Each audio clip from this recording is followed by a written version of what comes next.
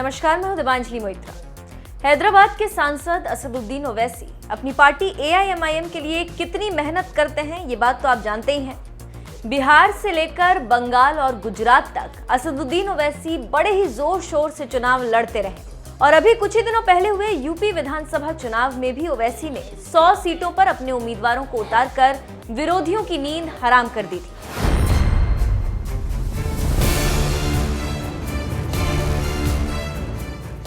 ओवैसी ने यूपी की 100 सीटों पर जितने भी उम्मीदवार उतारे, उनमें से कोई भी उम्मीदवार योगी लहर में जीत हासिल नहीं कर पाया और इस तरह से यूपी में बिहार की जीत दोहराने का सपना देखने वाले ओवैसी का सपना चकनाचूर हो गया। मगर हैरानी की बात यह है कि ओवैसी खुद तो हारे ही, साथ ही खेलब न खेले देव खेलवे बिगाड़ देव की तर्ज पर सपा का भी खेल बिगाड़ दिया और सत्ता की उम्मीद लगाए अखिलेश यादव की पार्टी कई सीटों पर सिर्फ इसलिए हार गई क्योंकि इन सीटों पर ओवैसी ने वोट अपने पाले में कर लिया था। ओवैसी ने कैसे बीजेपी को जिताया यूपी। बीजेपी ने 7 सीटों पर महज 200 वोट से जीत दर्ज की। 23 सीटों पर बीजेपी ने 500 वोट से जीत हासिल की। 49 सीटों पर बीजेपी ने 1000 वोट से जीत हासिल की। 86 सीटों पर बीजेपी ने 2000 वोट से जीत हासिल की। इन सीटों पर ओवैसी की पार्टी ने अच्छा खासा वोट बटोरा। जिन सीटों पर बीजेपी ने कम वोटों से जीत हासिल की, उन सीटों पर असदुद्दीन ओवैसी ने अपने उम्मीदवार खड़े किए थे। जिन्होंने कम वोट तो हासिल किए, मगर इन कम वोटों ने ही बीजेपी को जिताने और सपा को हराने में एक बड़ी भूमिका निभाई। वो सीट जहां ओवैसी ने कर दिया खेला, बिजनौर सीट। आरएलडी उम्मीदवार नीरज चौधरी को 95,720 वोट मिले। बीजेपी उम्मीदवार सुची को 97,165 वोट मिले। एआईएमआईएम उम्मीदवार मुनीर अहमद को 2,290 वोट मिले। ये सीट बीजेपी ने 1,445 वोट से जीतकर अपने नाम की। नकुड़ सीट सपा उम्मीदवार धर्म सिंह सैनी को 1,03,799 वोट मिले। बीजेपी उम्मीदवार मुकेश चौधरी को 1,04,114 वोट मिले। एआईएमआईएम उम्मीदवार रिजवाना को 3,593 वोट मिले। ये सीट बीजेपी ने 315 वोटों से जीतकर अपने नाम की। कुर्सी सीट सपा उम्मीदवार राकेश कुमार वर्मा को 1,18,503 वोट मिले। बीजेपी उम्मीदवार सकेंद्र प्रताप को 1,18,720 वोट मिले। एआईएमआईएम उम्मीदवार कुमैल अशरफ को 8,541 वोट मिले। ये सीट बीजेपी ने 217 वोट से जीतकर अपने नाम की। सुल्तानपुर सीट सपा उम्मीदवार अनूप सांडा को 91,706 वोट मिले।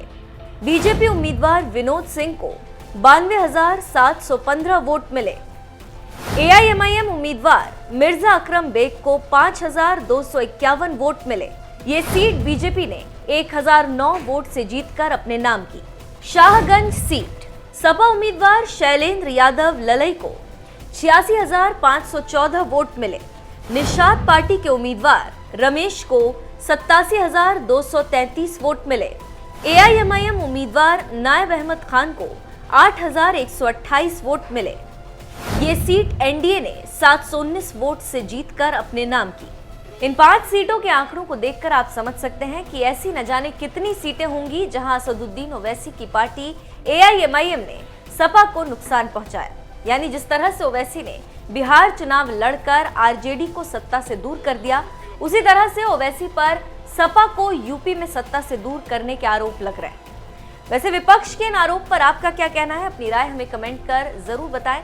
साथ ही पीएम मोदी ने 4 राज्यों में जीत के बाद क्या कुछ कहा, आइए आपको सुनाते हैं। साथियों, आज एक और विषय में देश के लोगों के सामने रखना चाहता हूं। ये विषय है भ्रष्टाचार के खिलाफ कार्रवाई को रोकने की साजिश। आप मुझे बताइए साथियों, क्या भ्रष्टाचार के खिलाफ कार्रवाई होनी चाहिए कि नहीं होनी चाहिए? भ्रष्टाचार करने वालों पर कड़ी कार्रवाई होनी चाहिए कि नहीं होनी चाहिए? ये भ्रष्टाचार रूपी दिमाग देश में से नष्ट होनी चाहिए कि नहीं होनी चाहिए? साथियों, हमारे देश में भ्रष्टाचार के खिलाफ लोगों में, भ्रष्टाचारियों के खिलाफ, ऐसे लोगों के प्रति एक भयंकर नफरत का भाव रहता है। देश की गाढ़ी कमाई को लूटकर अपनी तिजोरी भरने की ये प्रवृत्ति कुछ लोगों की पहचान के साथ जुड़ गई है। भारतीय जनता पार्टी 2014 में एक ईमानदार सरकार का वायदा करके चुनाव जीती थी और हमारी ईमानदारी को देखकर 2019 में जनता ने हमें और ज्यादा आशीर्वाद दिया।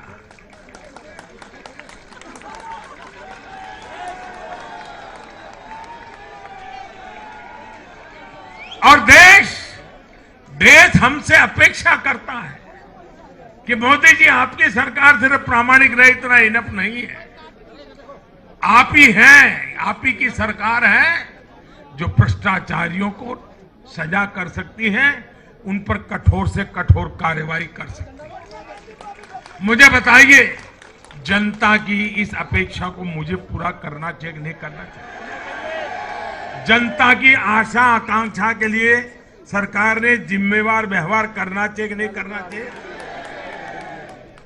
लेकिन आज हम देख रहे हैं जो निष्पक्ष संस्थाएं, जो पूरी तरह इंडिपेंडेंट है, वे अगर भ्रष्टाचार के खिलाफ कार्रवाई करते हैं तो ये लोग और उनका पूरा इकोसिस्टम अब भ्रष्टाचारियों की रक्षा करने के लिए, उन संस्थाओं को बदनाम करने के लिए मैदान में आ गए हैं।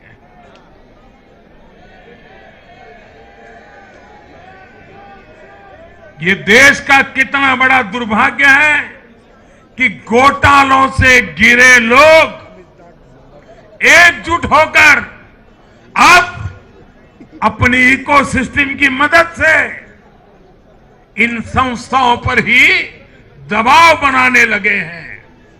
जांच एजेंसियों को रोकने के लिए ये लोग अपने इकोसिस्टम के साथ मिलकर नए नए तरीके खोजते हैं।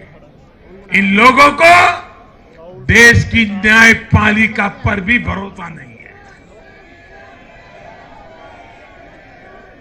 पहले हजारों करोड़ रुपए का भ्रष्टाचार करो, फिर जांच भी नहीं होने दो, और जांच करे तो उस पर दबाव बनाओ। ये इन लोगों की प्रवृत्ति है। और देश के लोगों को एक और बात पर मैं ध्यान देना के लिए आकर्षित करना चाहता हूं। ये लोग किसी भ्रष्टाचारी पर कार्रवाई होते ही उसे धर्म का रंग देते हैं, प्रदेश का रंग दे देते हैं, जाति का रंग देने लगते हैं। ये नए तौर तरीके शुरू हुए हैं। किसी माफिया के खिलाफ अदालत कोई फैसला सुना देती है तो भी उसे ये लोग धर्म और जाति से जोड़ देते हैं। ऐसे में भारत के मैं सभी संप्रदायों से आग्रह करता हूं, मैं सभी जाति पे गर्व करने वाले ईमानदार लोगों से आग्रह करना चाहता हूं, उन सबको सोचना होगा कि ऐसे भ्रष्टाचारियों, ऐसे माफियाओं को अपने समाज से, अपने संप्रदाय से, अपनी जाति से दूर करने की हिम्मत करें। इससे समाज भी मजबूत होगा, संप्रदाय भी मजबूत होगा और हर व्यक्ति का भला होगा। और यूपी में हमारी विजय का एक कारण यह भी है कि वहां के लोगों ने कई दशकों से ऐसी राजनीति का बहुत नुकसान सहा है। मैं बनारस का सांसद होने के नाते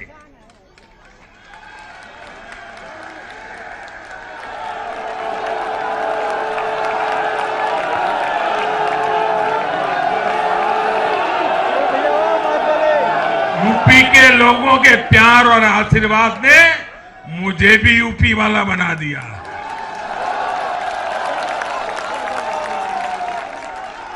मैं बनारस का सांसद होने के नाते मेरे अनुभव से कह सकता हूं, यूपी के लोग ये बात समझ चुके हैं कि जाति को बदनाम करने वालों से, संप्रदाय को बदनाम करने वालों से अब दूर रहना है और राज्य के विकास को ही सर्वोच्च प्राथमिकता देनी है।